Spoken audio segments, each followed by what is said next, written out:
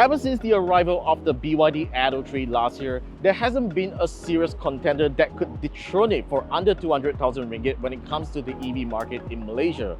However, things are about to change today because we have the Chery OMODA E5 right here.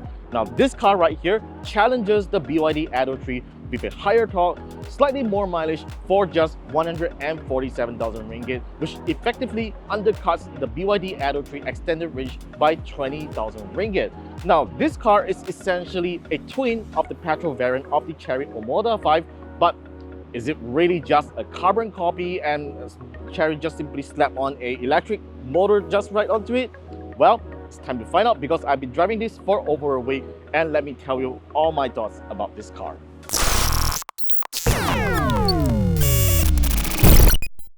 Although the OMODA E5 is essentially the electric version of the OMODA 5, it is simply a more handsome ride that looks more sporty on the front, and I think many will prefer this simpler face over the OMODA 5s.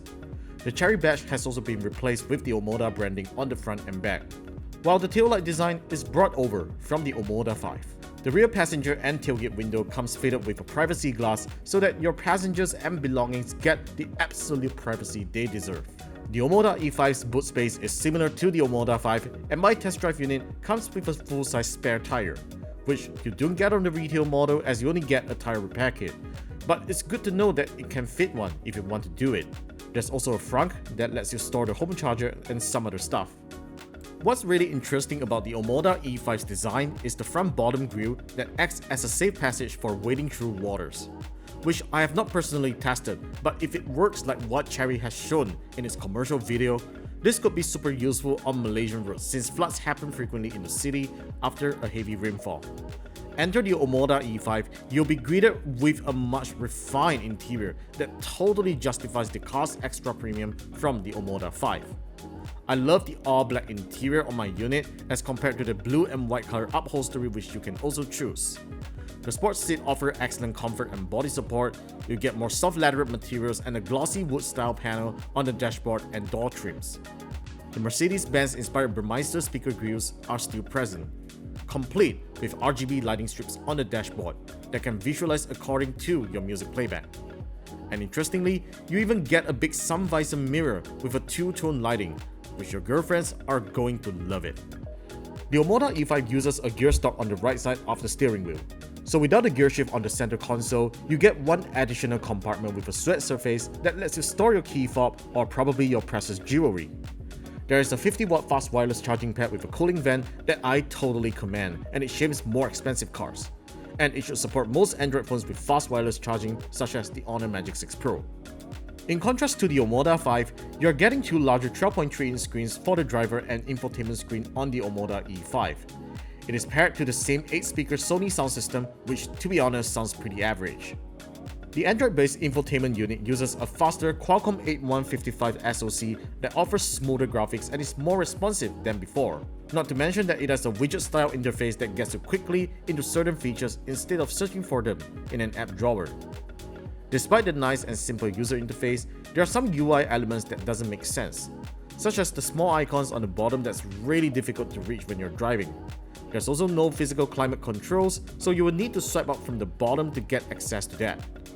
The UX designer clearly hasn't thought about the driver ergonomics, and I get pretty frustrated when I can't accurately tap on something while I'm driving. The saving grace here is that I'm on Apple CarPlay or Android Auto most of the time, so I don't use the media features of the infotainment system. Also, I do hate the placement of the USB ports on the left side like what I've complained about on the OMODA 5. I mean, this is a locally assembled car, and Chery could have just made a different panel for the right-hand drive model. Although the OMODA E5 has a USB A and C port for the rear passengers, you only get a single adjustable aircon vent instead of the usual two, which is a pretty odd design decision as the rear passengers would have to fight for airflow. Though thankfully, the air conditioning works very well. Similar to the OMODA 5, the OMODA E5 has a really smart presence detection feature that welcomes you with a light show when you walk up to it with your key fob. There's no button to press at all to start the car, and all it takes is to just step on the brake, push on the gear stalk to drive, and you're all set to go.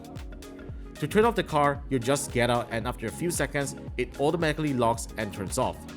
It is a little scary in the beginning, but you'll get used to it. Aside from the interior and tech improvements, what also justifies the premium price tag of the OMODA E5 over the OMODA 5 is the improved driving dynamics. Aside from the smooth acceleration that you get from the electric powertrain, the OMODA E5 also has multi-link suspensions on the rear, which gives it a more comfortable ride when you go through bumps and uneven roads. The 18-inch Kumho tires are so much better than the GT tires on the OMODA 5 in terms of grip and road noise. In light of the recent viral brake issue of the OMODA 5, I believe most of you would be super worried if it would be the same on the OMODA E5. Personally, I have no issues with the brakes and I feel that it is more responsive than the OMODA 5s. There's also regenerative braking, which doesn't require you to slam the brakes all the time when you let go of the throttle. Speaking of safety, the OMODA E5 is no short of safety tech, as it comes with level 2.5 ADAS and 6 airbags. It is capable of recognizing motorbikes that the OMODA 5 couldn't, and also has better accuracy. I appreciate that the warning sounds aren't as annoying as some of the cars I've driven, but I don't like the lane keep assist feature as I find it to be too aggressive at times when I'm not driving out of the line. The OMODA E5 is a very power efficient car if you aren't driving like an F1 driver. I like the simple power percentage indicator on the instrument cluster, and if you're cruising along 80 to 90 km per hour, it uses between a 5 to 10% of electric power or even lesser when you're on eco mode. Chery claims a WLTP range of 430 km on a single charge, and it is quite accurate based on my tests. I managed to get up to 310 km of range when it goes down to 20% of battery with about 80 to 90 km left to spare, which I think is pretty decent for city drives and short road trips. Charging the car from 20 to 80% on its maximum 80 kW DC charging input takes around 35 minutes or so, which is pretty normal for EVs, and the cost of charging is over 50 ringgit based on a 1 ringgit and 50 cent per kilowatt rate for that charging range. It's not exactly affordable when you consider some ICE cars could go further for around the same price you pay for RON 95 fuel in Malaysia.